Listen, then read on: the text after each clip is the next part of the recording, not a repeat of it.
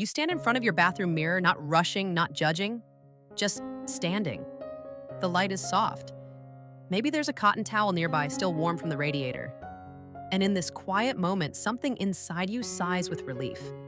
Because after decades of doing proving and trying, you're ready for something simpler. Not simpler in a way that diminishes, but simpler in a way that returns. Returns to what once worked. What felt right. What made sense before serums and sales tactics told you to chase youth. You remember the women who came before you who didn't have 20-step routines or a drawer full of creams. They had what they had, and somehow it was enough. Castor oil, baking soda, two ingredients that live in your kitchen, not in a boutique. And yet they carry generations of wisdom. They remind you that sometimes the most powerful routines are the ones that ask nothing of you except to show up gently every day. In a world obsessed with anti-aging, there's something radical about choosing care over correction, touch over tension, nourishment over noise. When you dip your fingers into a little bowl of castor oil, it's not just skincare. It's a remembering, a ritual, a way of saying to yourself, I am still here and I still matter. So today we begin not with something new, but with something timeless. A return to simplicity, a return to you.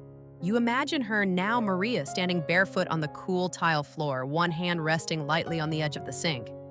She's 85, but her skin glows with that soft, lived-in beauty you can't fake. The kind of beauty that makes strangers pause and say, you can't be more than 60. But it wasn't always that way.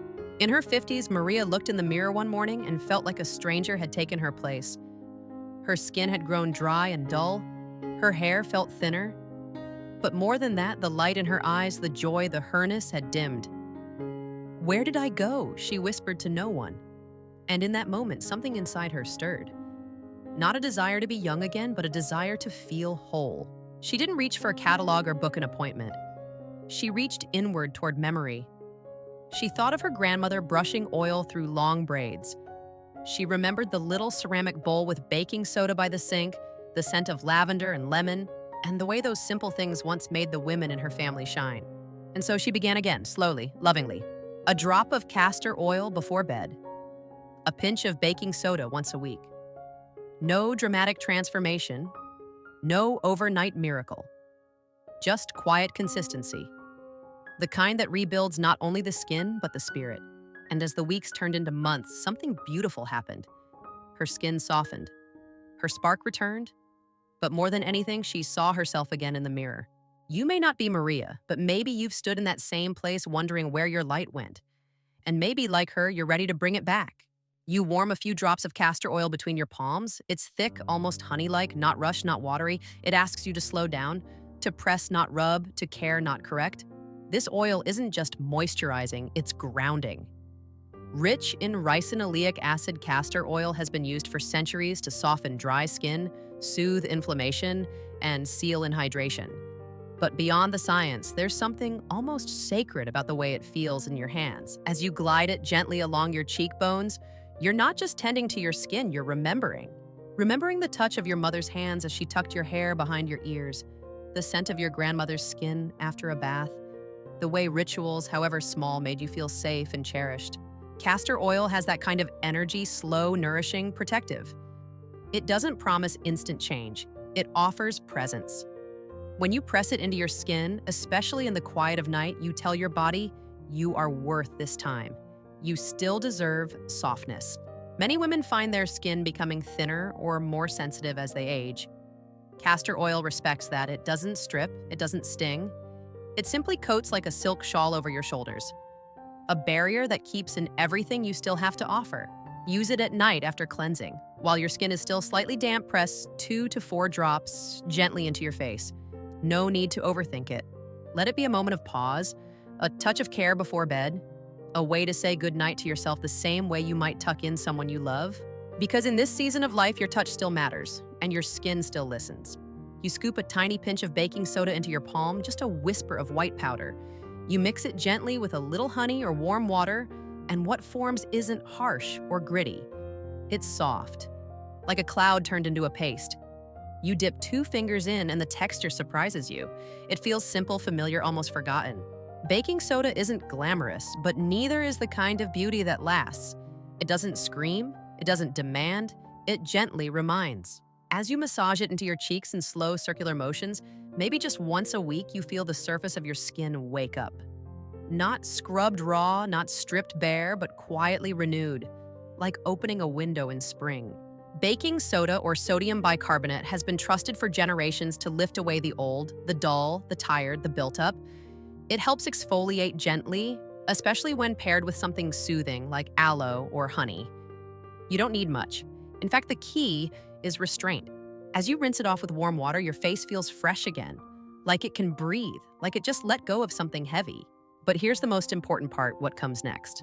Always follow with something nourishing, a few drops of castor oil to restore to balance to remind your skin it's loved after being renewed. Think of it like sweeping the porch, then laying down a soft rug. Baking soda isn't a miracle, it's a helper, a gentle nudge toward clarity. When used wisely once a week, no more, it becomes a quiet ally in your ritual, not a cure, a companion. And in that, it mirrors you, a woman who doesn't need to prove, only to care. The house is quiet now, the dishes are done. The light has gone soft and golden, pooling in corners like silk. This is the hour that belongs to you. You stand at the bathroom sink and everything slows. There's no hurry here. Just the gentle rhythm of warm water splashed across your cheeks, the familiar softness of a washcloth, and the comforting weight of castor oil resting in your palm. Maria calls it her evening prayer, not with words but with touch, with presence, with a willingness to meet her own reflection without judgment. And maybe that's what a real beauty ritual is, not about results, but about reunion. About returning to your own body, your own breath, your own face, not as something to improve, but as something to cherish. You press the oil into your skin slowly around your eyes, along your jawline, across your forehead like a blessing. You don't tug, you don't chase, you simply tend. This isn't skincare the way the world sells it. This is soul care. There's something healing about a ritual you do just for you. No one sees it. No one applauds it. But it roots you in the moment. It gives shape to the end of your day, like brushing a child's hair or watering a beloved plant. It reminds you that care, real consistent care, is an act of love. Over time, the skin softens, but more importantly, you soften. The tension leaves your face, your breath deepens. You begin to look forward to this pause, this gentle tending.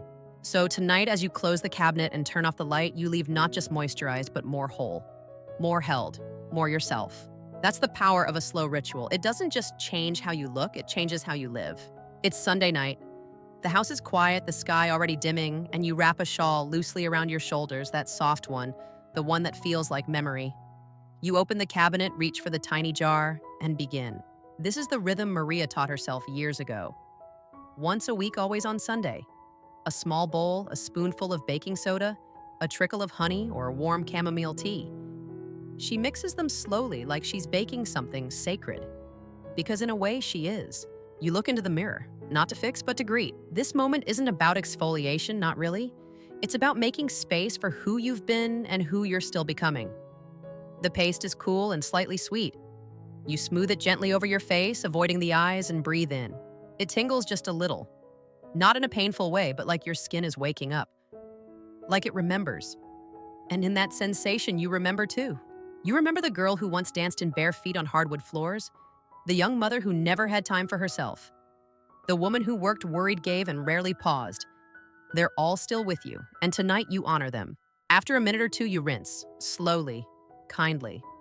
The water carries away the paste and with it some of the weight, the tiredness, the invisible clutter. What's left is a face not made new, but made visible again. You finish with castor oil, pressing it in like a thank you, to your skin, to your history, to your stillness.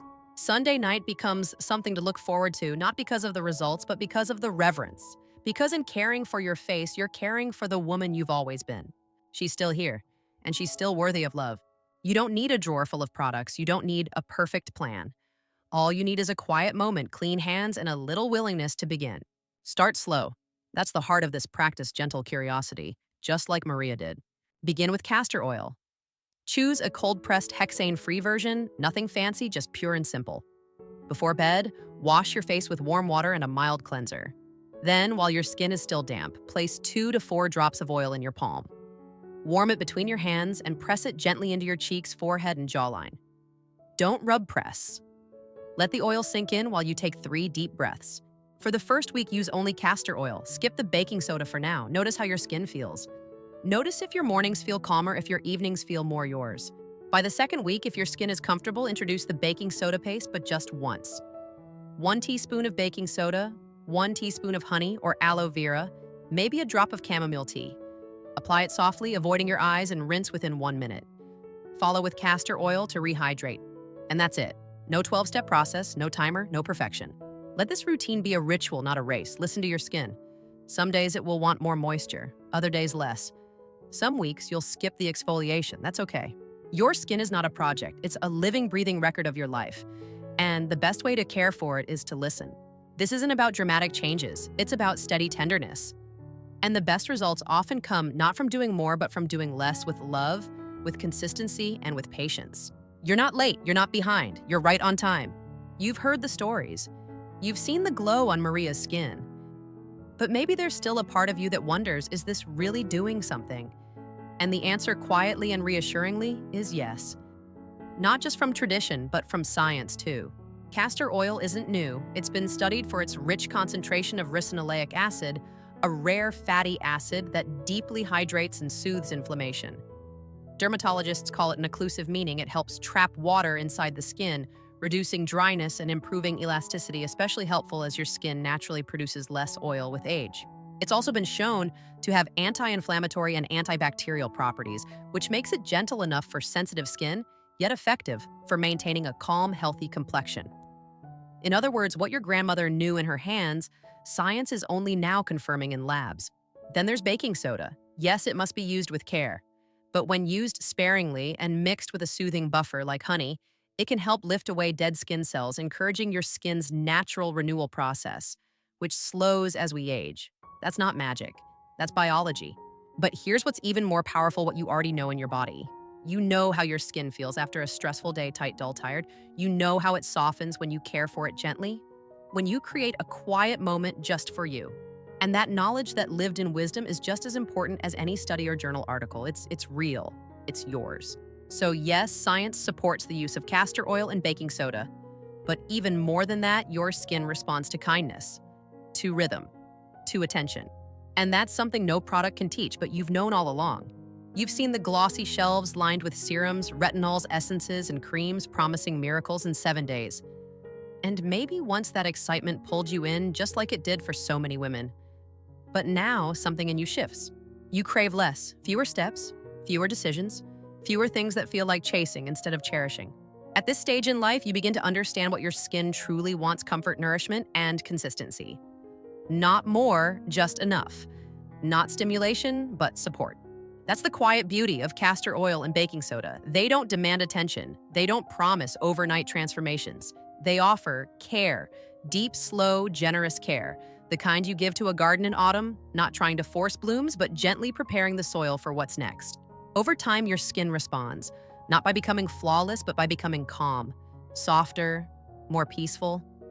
You may notice fewer dry patches, a glow that doesn't shout but hums quietly beneath the surface. A feeling of, I like how I feel in my skin today. And perhaps the most surprising gift, the mental relief. The simplicity of having one oil, one ritual, one rhythm that feels like yours. No pressure to keep up, to consume, to correct. You don't need to be told what's wrong with your face. You've lived long enough to know your skin is not a problem to fix. It's a story to tend gently and with less noise. So here's the quiet truth: after 60 more doesn't mean better. Often it just means more confusion, more clutter, more exhaustion. Less when done with love becomes more than enough. You walk past the mirror in the hallway, maybe you stop, maybe you don't. But one evening, after a week or two of soft rituals of warm cloths and gentle oils, you catch your own reflection. And you pause. You don't see perfection, you don't see youth. What you see is something even more powerful: peace. There's a softness in your expression. The lines are still there, yes, but they've settled. They no longer scream of stress or strain. They sit like delicate embroidery, like the folds in a linen dress that's been well loved. This mirror doesn't lie, but it no longer feels like it's pointing out your flaws. It feels like it's showing you who you are with tenderness. You start to notice how your skin reflects your inner state. On the days you rest, it glows. On the days you rush, it tightens. It's as if your face is quietly speaking on your behalf every moment. So you begin to meet your reflection differently. Not with judgment, but with gentleness. You greet yourself in the mirror like an old friend, someone who's seen you through decades of changes, griefs, joys, and small victories. Someone who's never stopped showing up. That shift, subtle as it is, changes everything. Your morning routine stops being a performance, your nighttime ritual becomes a whisper of kindness, and your reflection. It starts to feel like home again. You don't need the mirror to lie, you just need it to reflect the love you now choose to give yourself. Because when you soften your gaze, everything else softens too. You may not think about it often, but your skin is listening. It feels your stress before you speak it. It holds tension in your jaw, your forehead, your shoulders. It flushes with emotion, dries with fatigue, and sometimes dulls when your spirit feels dim. And over the years, you've learned this quiet truth: your skin doesn't just respond to what you put on it. It responds to what you carry within. You notice it after a hard day, your face feels tighter, more tired. Or when you've laughed with an old friend and suddenly your cheeks seem to glow. That's not coincidence. That's connection. Maria says, if I'm tense, my face is tense. If I soften, so does my skin. And maybe you felt that too, how a long walk in the garden, a quiet cup of tea, or a good night's sleep does more than any cream ever could. So when you reach for castor oil at night, you're not just nourishing your face, you're reminding your whole self to slow down, to feel safe, to let go. And when you choose not to scrub, not to overdo, not to fight your age, your skin listens to that too. It stops bracing. It begins to trust you again. That's the beauty of rituals done with heart. They're not about control, they're about care. So the next time you stand before the mirror, check in with your face, but also with your feelings. Ask yourself gently, what do I need tonight? A little more stillness, a little more moisture, a little less worry. Because the skin you live in is wise, and she will always answer when you listen. You start to realize this isn't just about your skin anymore. The castor oil, the baking soda, the soft cloth, they're part of something deeper, a ritual, a rhythm, a moment that asks nothing from you except to be. In the past, maybe self-care felt like one more thing to check off, something you were supposed to do to fix yourself. But now, it feels like a quiet return to your breath, to your presence, to the woman you've always been beneath the noise. You begin to look forward to your routine, not for what it does to your face, but for how it makes you feel inside. Calmer, more grounded, more whole. Maybe you pair it with music or soft lighting. Maybe you light a candle or say a short prayer. Maybe it becomes the first time in a long time that you're not rushing, pleasing, producing. You're just here, with yourself. Rituals have always been healing, not because they're extravagant, but because they give shape to our days. They create meaning out of the ordinary. They remind us that our small acts of care matter. Even on the hard days, especially on the hard days, this little ceremony can be a lifeline, a way to say, I'm still here, and I'm still worth this tenderness. And over time, something beautiful happens. The ritual becomes part of your identity. Not just something you do, but something that reflects who you are, a woman who chooses peace, who chooses to stay soft in a world that can be harsh. It's not just skincare, it's soul care. And the heart heals through habit, especially when those habits are gentle, consistent, and filled with love. You might not notice the change right away, and that's okay, because the real magic of this ritual isn't in what you see overnight, it's in what you build slowly, gently over time. One night, one drop, one quiet moment at a time. You start to realize that beauty after 60 isn't about transformation, it's about consistency. Not the rigid perfectionist kind, but the loving kind. The kind where you show up for yourself even when you don't feel like it. The kind where missing a day doesn't derail you because you know you'll begin again tomorrow. Maria says it best. My skin didn't change because I chased it, it changed because I cared for it quietly for years. There's something so tender about knowing your care adds up. That every soft press of oil, every gentle rinse, every deep breath you take at the sink, they're creating something. Not just a glow, but a sense of self-trust. Consistency reminds your body it's safe, that you're not here to punish it or force it, that you're here to listen, to support, to tend. And that shows. Not in dramatic before and after photos, but in the way you carry yourself, in the calm in your eyes, in the comfort you feel inside your own skin. Some days you'll wonder if it's working, and then, one day without fanfare, you'll catch your reflection in a store window or bathroom mirror, and you'll smile. Not because your skin is flawless, but because it feels like you again. That's the beauty of being consistent. It doesn't shout, it whispers, it doesn't demand proof. It builds quiet, lasting change from the inside out. And at this age, that kind of change, that's the most beautiful of all. You step outside one morning, a soft breeze rustling through the trees, the scent of damp earth rising from the garden, and you see it. A rose in bloom. Not the first, not the flashiest, but the most mature one, full and wide open petals, softened by time. And you think, maybe that's me. Aging isn't withering, it's blossoming in a slower, deeper way. Your skincare routine mirrors that garden. You water it daily with castor oil, you prune gently with baking soda once a week, you give it sunshine in the form of joy rest and good food. And like any well-loved garden, it doesn't grow because you force it. It grows because you tend to it. Maria often says, "My skin got better when I stopped fighting it." And maybe that's the shift you feel too when you stop resisting age and begin partnering with it instead. You begin to see your face not as a fading version of your past, but as a blooming version of your present. Full of stories, full of presence, full of wisdom. There's no rush. A flower opens when it's ready, and so do you. That softness around your eyes, that's where laughter lives. The gentle lines at the edge of your lips, those are love notes from years of speaking. Kindness, holding silence, kissing foreheads. Nothing to erase, everything to honor. So the next time you massage in your oil or mix your exfoliating paste, remember you are not fixing yourself. You are tending the garden within. You are making space for beauty to keep blooming. Not despite your age, but because of it. You press the final drops of castor oil into your skin tonight, and as your hands settle at your collarbone, a quiet truth rises within you. You don't need to look younger, you just need to feel you again. This ritual, this oil, this soft exfoliation, this gentle moment with your reflection was never about chasing youth. It was about remembering your worth. And that remembering, it lives in every soft breath, every forgiving glance, every time you treat your skin like something sacred instead of something to fix. There is freedom in this age, freedom from comparison, freedom from perfection, freedom to slow down and finally ask what feels good to me. The world might tell you to chase flawless skin, but your heart tells you something different, that being present in your own body at this age is a form of beauty far more rare. You've learned that soft rituals restore what busyness steals. That kindness toward your face becomes kindness toward your whole life.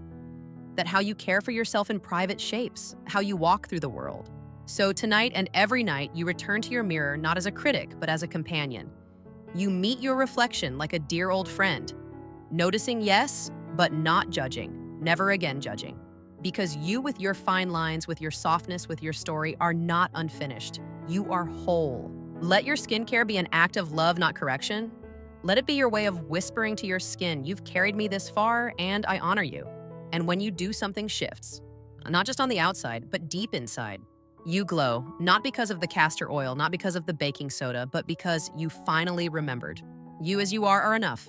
The room is quiet now, the light has dimmed, and as you finish your gentle ritual for the evening, you feel something that goes deeper than soft skin. You feel peace. Because aging, real graceful aging, has taught you that beauty is never about reversing time. It's about honoring the time you've lived. Each line on your face is a memory, a late night conversation, a moment of laughter, a season of grief survived. The tenderness you show your skin now is the same tenderness you've shown to children, to friends, to strangers, and maybe finally to yourself. You've learned to move more slowly, to choose softness over stress, to believe that your glow doesn't come from products or promises. It comes from presence. So as you press that last drop of oil into your cheek or rinse away the week with a touch of baking soda, know this: you are not trying to look young. You are simply choosing to care. And that in itself is beautiful. You've earned this peace, this glow, this quiet, radiant confidence. Let every gentle habit become a prayer of gratitude for the body that has carried you, the spirit that has guided you, and the woman you continue to become. And when the world grows noisy, when the mirror feels unkind, return to this moment, this softness, this truth. Your beauty was never lost. It was waiting in stillness and slowness in you. End of script. Have a beautiful day.